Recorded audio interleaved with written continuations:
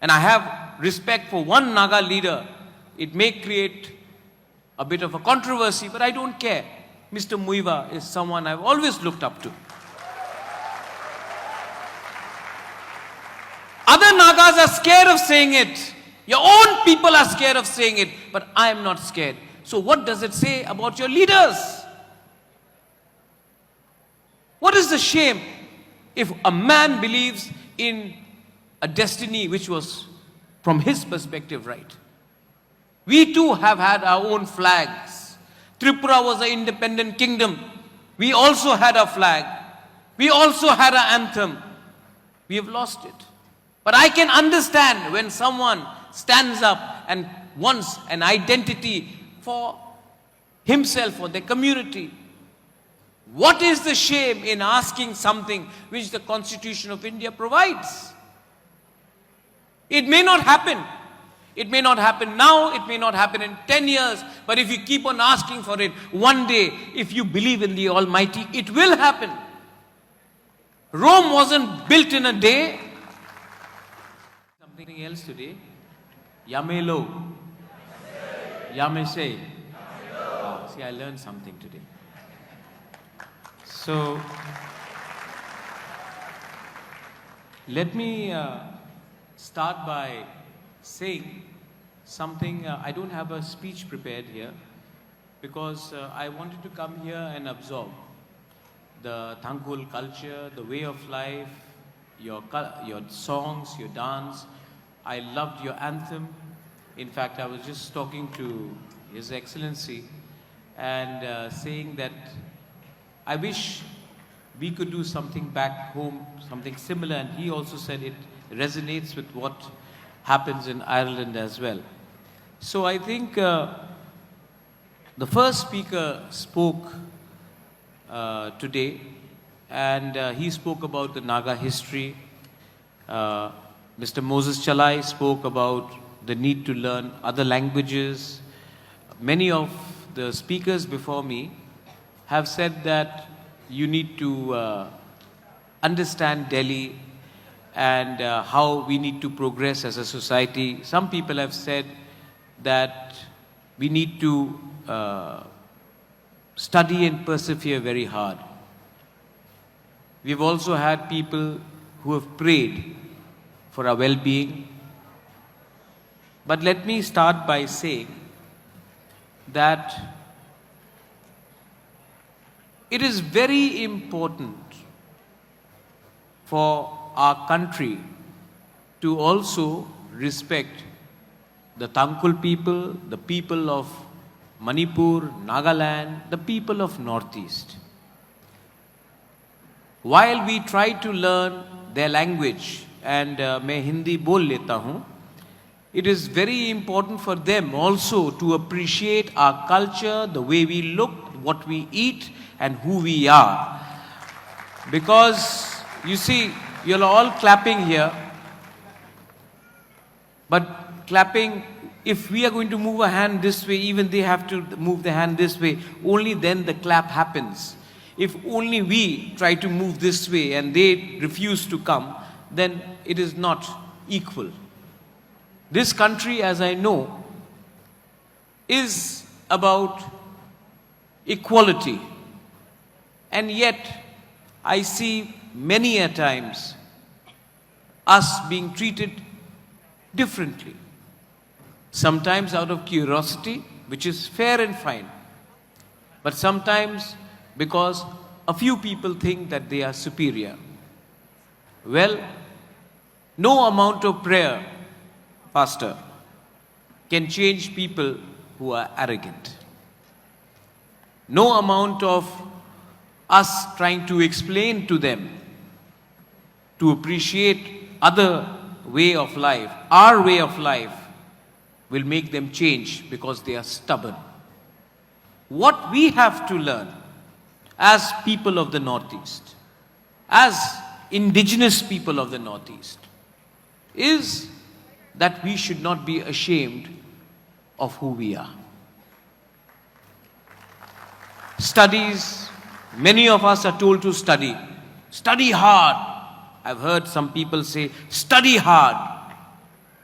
But why are we only studying about one part of India? Why aren't they studying about Northeast as well?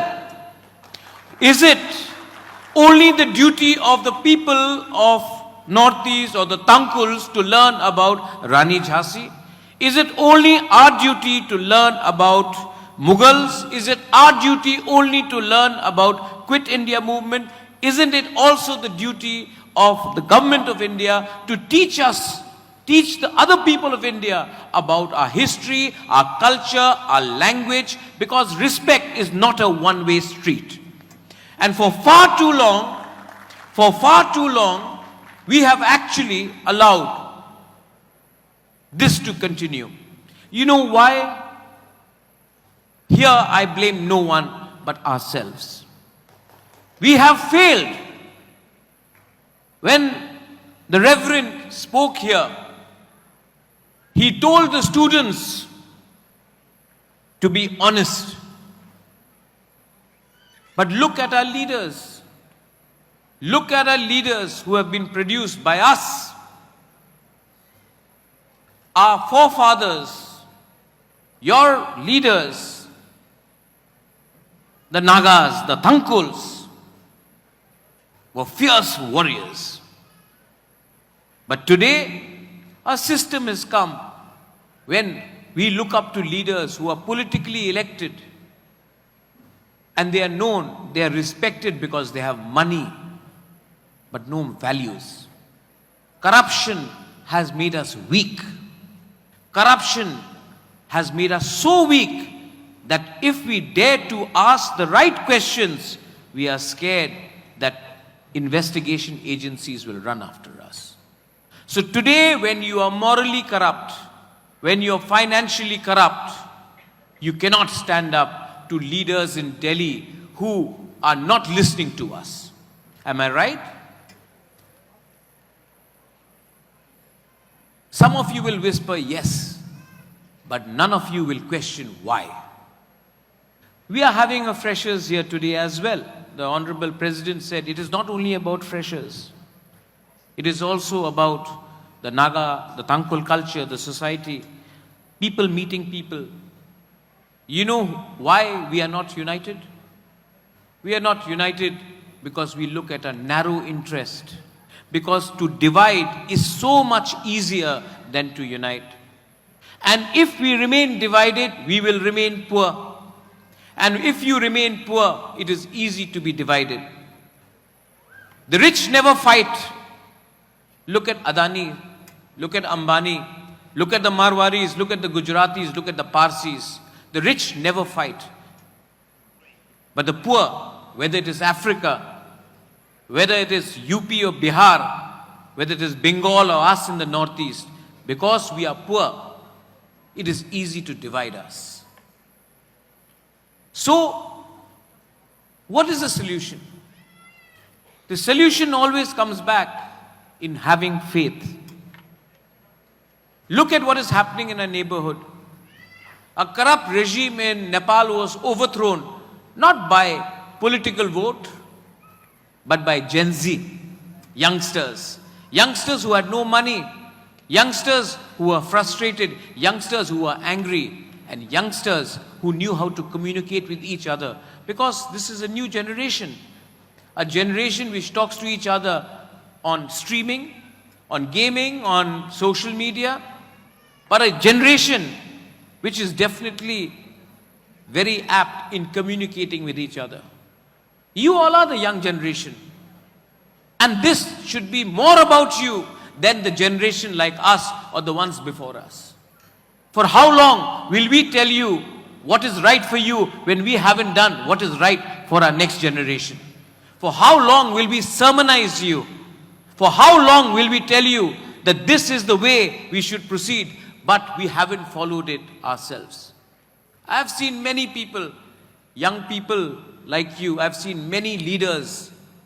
We go to church, we go to temple, we pray every day, but we don't follow the path of God. Because if we did, we would be united. Are we united? No. And we still expect people to come and help us. Manipur is burning.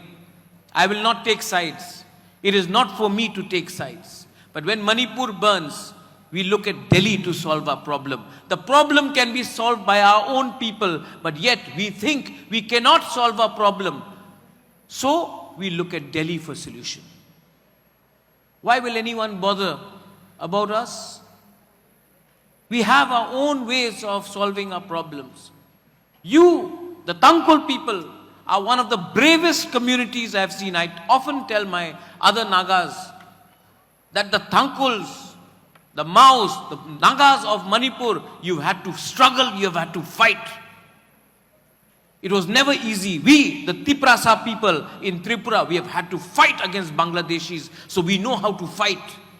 The Nagas in Nagaland have had their own chief secretary, their own chief minister, their own police. So they take it a bit easy. But for us, it is never